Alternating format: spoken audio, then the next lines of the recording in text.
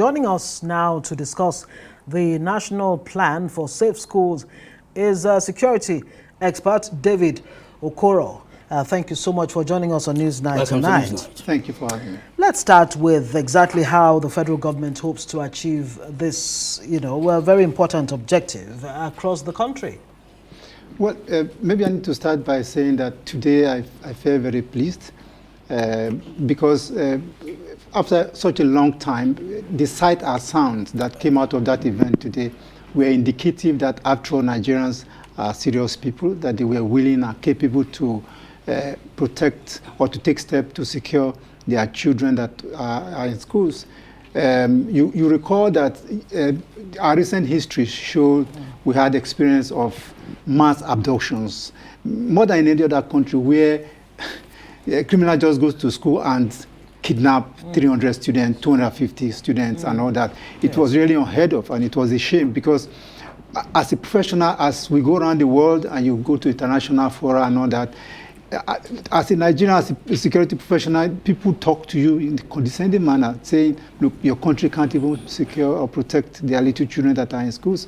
So that event taking place today was something of pride to me. And by the way, I was involved in planning that event for the Nigeria Police. Right, and that's why I asked that question as to how, federal government hopes to achieve this. What were the points raised as to how to go about this effectively?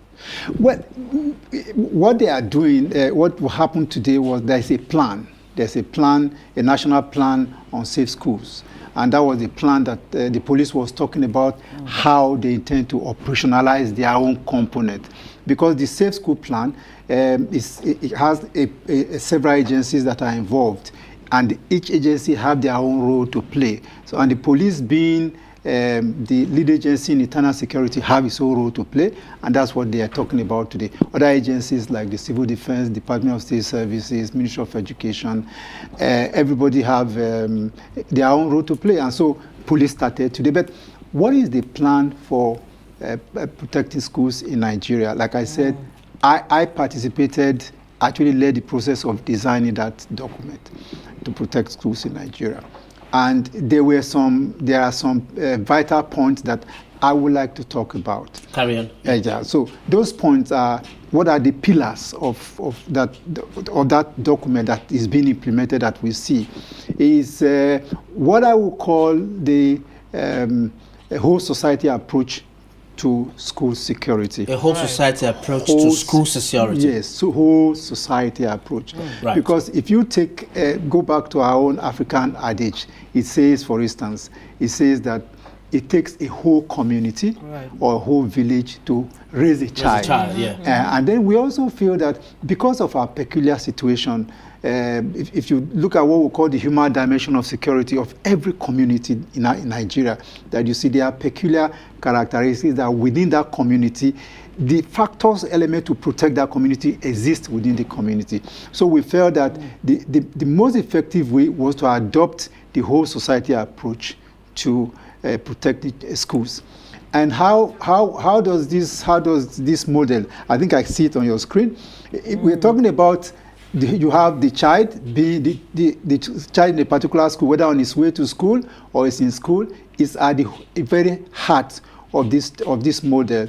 And then around the child, the school itself forms a wall of protection because that is the beginning. The school provide initial protection for the child, the teachers, the workers in the school, basic infrastructure, and physical security structure around the school, like walls and the rest of them. That's the very first level of protection. And then on that, you have the host community. Every school is located within a community.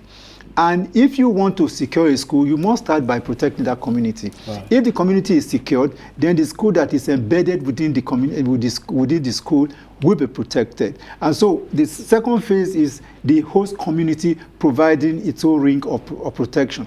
Then the law enforcement and security agencies comes in the next concentric circle. And the government agencies, the general public, the regional or international community. So you have it in that concept. So you can see that if all the stakeholders put hands together to say they want to secure that one child in the school, then of course you can be sure that protection will be available. You know, as attractive and as comprehensive as this approach looks, you know what you've left out? The students themselves. What about the response capability of the students themselves for self-defense? How do you go about that? Yes, that's the next level. I've just showed you the model. Yeah.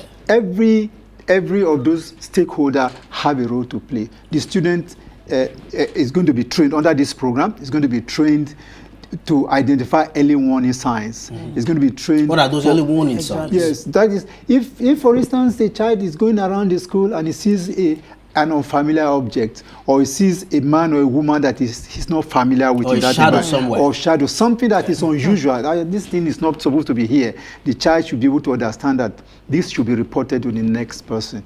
And so every school community are supposed to be trained in security issues, security awareness for the children, security awareness for the staff, security awareness for visitors in that environment. That's the first phase. The next is the provision of basic security infrastructure in those schools. Like I said, I've visited a lot of schools in Nigeria.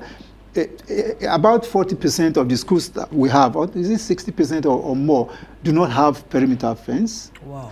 They do not have they do not have security, they don't have physical security, and where they have physical security, gatesmen and all that, they are not trained.